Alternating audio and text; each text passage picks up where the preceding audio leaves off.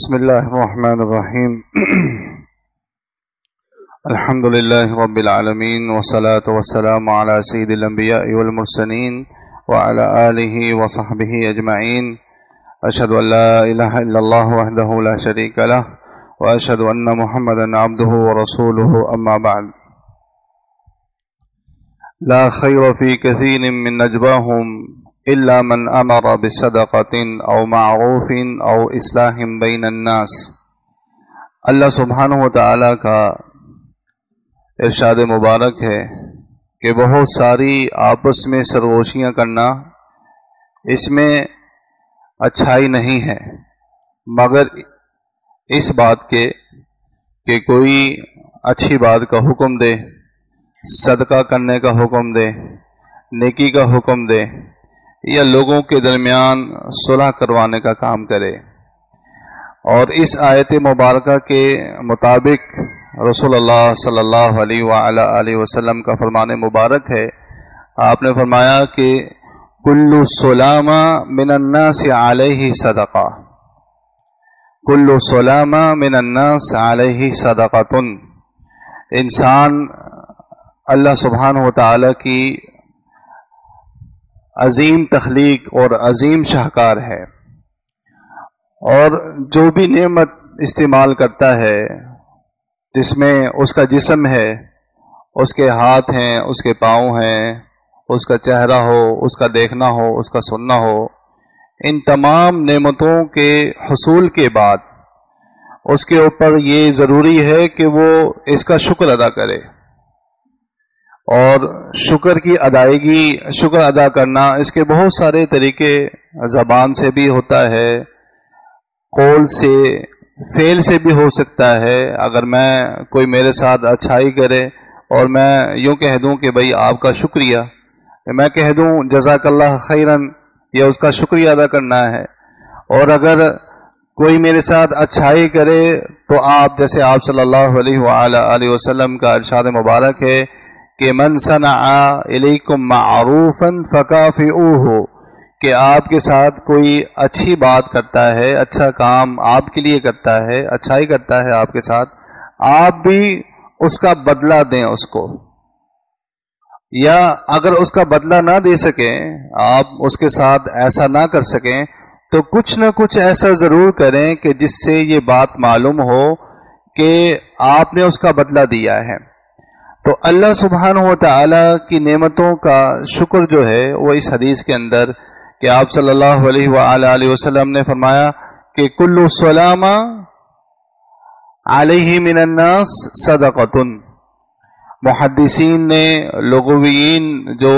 مفسرین ہیں بڑے بڑے، انہوں نے سلامہ جو عربی زبان کا لفظ ہے، اس کا ایک مطلب جو ہے وہ انگلیاں اور اس کے درمیان جو جوڑ یا پور جسے ہم کہتے ہیں اس کا کیا ہے، کہ جیسے میں آسانی کے ساتھ اپنی انگلیوں کو موڑ سکتا ہوں، اس سے کسی بھی چیز کو میں پکڑ سکتا ہوں، اور صبح سے لے کے شام تک اپنے ہاتھ سے میں بہت سارے کام کر لیتا ہوں۔ سلام علیہ من الصدقہ۔ اور ایک روایت کے مطابق آپ صلی اللہ علیہ وآلہ وسلم کے قول کے مطابق آپ نے فرمایا کہ انسانی جسم کے اندر اللہ سبحانہ و تعالی نے 360 جوڑ بنائے ہیں۔ ایک روایت کے اندر لفظ ہے کہ عظمن، ہڈی، اور ایک روایت کے اندر لفظ ہے مفصلہ، مفصل جوڑ کو کہتے ہیں، 2-3 اور بھی لفظ ہیں۔ تو اگر تحقیق کرنے کے بعد بھی اس کا نتیجہ یہی نکلے گا، اگر ہم اس کے اوپر تحقیق بھی کر لیں کہ واقعی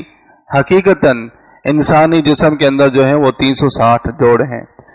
آپ صلی اللہ علیہ وآلہ وسلم نے فرمایا کہ علیہ من الناس صدقۃ، اس کا بدلہ یہ ہے کہ وہ اس کا شکریہ ادا کرے اور صدقہ کرے۔ اب صدقہ کرنا جو ہے، آپ صلی اللہ علیہ وسلم نے اسی حدیث کے اندر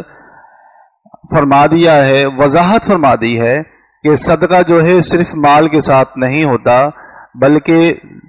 اچھے کسی بھی کام کے ساتھ صدقہ کیا جا سکتا ہے۔ اس کی چند مثالیں آپ صلی اللہ علیہ وسلم نے اس حدیث کے اندر فرمائی۔ آپ صلی اللہ علیہ وسلم فرمایا اس جملے کے بعد آپ نے فرمایا کہ کل یوم تطلع فیہ الشمس، یعنی کہ یہ کام روزانہ کرنا ہے، روزانہ صدقہ کرنا ہے. اور پھر آپ نے فرمایا کہ تعدل بین اثنین صدقۃ، اگر آپ کسی دو کے درمیان تعدل، عدل سے ہے، انصاف کے ساتھ سلح کروا دیں، دونوں میں انصاف کروائیں اور اچھا فیصلہ کر دیں. آپ نے فرمایا صدقۃن، صدقۃن کا مطلب ایک صدقہ ہے، صدقات نہیں، صدقۃن صدقہ. اور پھر آپ صلی اللہ علیہ وآلہ وسلم نے فرمایا کہ تعین الرجل علی دابتہ، کہ کسی بھی شخص کا اس کی سواری کے اوپر، دابہ کا مطلب تو اونٹ ہے، گھوڑا ہے، گدھا ہے، اور آج کل سواری کی کوئی سی بھی چیز ہو، موٹر سائیکل ہو، کار ہو، بس ہو یا ایئرپلین یا کوئی سی بھی جس میں سواری کی جا سکتی ہے، آپ صلی اللہ علیہ وآلہ وسلم نے فرمایا کہ تحمل علیہ، کہ سامان پکڑا دے اس کی مدد کر دے، یا اسے سواری کے اوپر چڑھنے کے لیے مدد کر دے. آپ نے فرمایا صدقۃن، یہ صدقہ ہے. اور پھر تیسری بات اسی حدیث کے اندر آپ صلی اللہ علیہ وآلہ وسلم نے فرمایا کہ کل کلمۃ طیبہ صدقہ، اچھی بات کرنا یہ صدقہ ہے. اور ایک روایت کے اندر آپ صلی اللہ علیہ وسلم نے فرمایا کہ وَلَوْ أَن تَلْتَقِي أَخَاكَ، اگر آپ اپنے بھائی کے ساتھ ملاقات کرتے ہیں اور آپ کے چہرے کے اوپر مسکراہٹ ہے، آپ نے فرمایا صدقۃن، یہ بھی صدقہ ہے. اور پھر چوتھی بات آپ صلی اللہ علیہ وآلہ وسلم نے فرمایا کہ کل خطوۃ تمشیھا الی الصلاۃ صدقۃن. آپ صلی اللہ علیہ وسلم نے فرمایا کہ جب آپ نماز کے لیے نکلتے ہیں اور نماز کے لیے جاتے ہیں تو ہر قدم جو ہے یہ آپ کی طرف سے صدقہ ہے. سلف صالحین سے ثابت ہے، سلف سے یہ بات ثابت ہے. اگر ہم میں سے آپس میں کوئی یہ بات، اس کے ذہن میں یہ بات آ جائے کہ اکثر ایسا بھی ہوتا ہے کہ گاڑی کے اوپر جو ہے وہ آدمی کہتا ہے کہ چلو میں موٹر سائیکل کے اوپر چلے جاتا ہوں یا میں گاڑی کے اوپر چلے جاتا ہوں، کوئی قباحت تو نہیں ہے اس میں، وہ آ بھی سکتا ہے، جا بھی سکتا ہے. لیکن سلف سے بلکہ صحابہ کرام سے بھی یہ ثابت ہے کہ وہ اس بات کو پسند فرماتے تھے کہ پیدل ہی مسجد کی طرف چلے جائیں. اور وہ یہ حدیث بھی ہے اور اس کی جیسی کئی احادیث ہیں جس میں آپ صلی اللہ علیہ وآلہ وسلم نے اس کی فضیلت بتلائی ہے کہ ایک قدم اٹھاتا ہے اس کے لیے نیکی لکھی جاتی ہے اور دوسرے پر جو ہے اس کا گناہ معاف ہو جاتا ہے. تو آپ صلی اللہ علیہ وآلہ وسلم نے اس حدیث کے اندر صدقہ کے بارے میں فرمایا. اور پھر یہ بڑی تفصیل سے اس پر بات ہو سکتی ہے لیکن میں اختصار کیے دیتا ہوں اور آخر میں ایک بات کر کے اپنی بات کو ختم کیے دیتا ہوں. وہ یہ ہے کہ آپ صلی اللہ علیہ وآلہ وسلم فرمایا کہ یہ تمام چیزیں جو آپ نے، اس کے علاوہ اور بھی احادیث ہیں اس میں آپ نے وضاحت فرمائی کہ یہ بھی صدقہ ہے. اور ایک روایت کے اندر آپ نے فرمایا کہ کل معروف صدقہ، ہر نیکی جو ہے وہ صدقہ ہے. اور پھر آپ صلی اللہ علیہ وسلم سے ایک حدیث یہ بھی ثابت ہے کہ آپ نے فرمایا کہ من انذر معسرا، کہ جو مشکل میں ہو، اس کے اوپر قرض ہے، اس نے آپ کا قرضہ دینا ہے اور وہ مشکل میں ہے. سچ بات ہے کہ وہ مشکل میں ہے، آپ کو دے دے گا لیکن کچھ عرصے بعد دے دے گا. جتنے دن آپ اس کو دے دیں گے، مہلت دے دیں گے، اتنے دن آپ کے لیے صدقہ لکھا جائے گا. یہ بھی آپ صلی اللہ علیہ وآلہ وسلم کا فرمان مبارک ہے. اور پھر آپ صلی اللہ علیہ وسلم فرمایا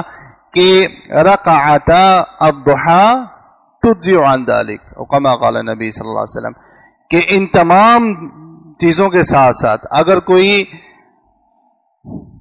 چاشت کی نماز پڑھ لے،